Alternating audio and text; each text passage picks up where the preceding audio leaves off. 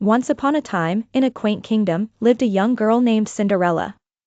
After the untimely death of her father, she was left at the mercy of her cruel stepmother and devious stepsisters, Anastasia and Drizella. Despite their vile treatment, Cinderella remained kind-hearted and hopeful. Her days were filled with endless chores and her nights, solitude, yet she dreamed of a better life.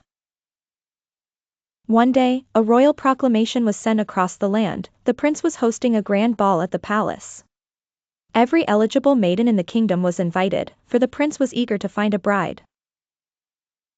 The news sent fluttering excitement among the kingdom's young ladies, and Cinderella was no exception. Cinderella longed to attend the ball, but her stepmother forbade it, piling even more chores upon her. Despondent, she found solace in the garden, where her lament was interrupted by the sudden appearance of her fairy godmother. With a wave of her enchanted wand, the fairy godmother transformed Cinderella's ragged clothes into a splendid gown, complete with glass slippers. A pumpkin and her loyal animal friends turned into a magnificent carriage and coachman. However, the magic came with a condition: Cinderella must return before midnight when the spell would break. At the ball, all eyes turned to the mysterious beauty that was Cinderella. Among those bewitched by her grace and charm was the prince.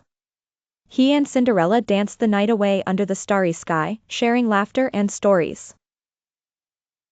Despite the hundreds of women at the ball, the prince only had eyes for Cinderella. As the clock struck midnight, Cinderella fled, worried about the spell's collapse. In her haste, she lost a glass slipper on the grand staircase but managed to escape before the final chime. The prince, holding the delicate slipper, vowed to find the woman who captured his heart. The next day, a royal decree announced that the prince would visit every household in search of the slipper's owner. Anastasia and Drizella eagerly tried to force their feet into the slipper, but to no avail. When Cinderella stepped forward, her stepmother tried to prevent her, but the slipper fit perfectly, revealing her as the prince's beloved. Cinderella and the prince were reunited, happiness radiating as they embraced. The kingdom celebrated their marriage, and Cinderella's kindness transformed the castle into a haven of joy and laughter.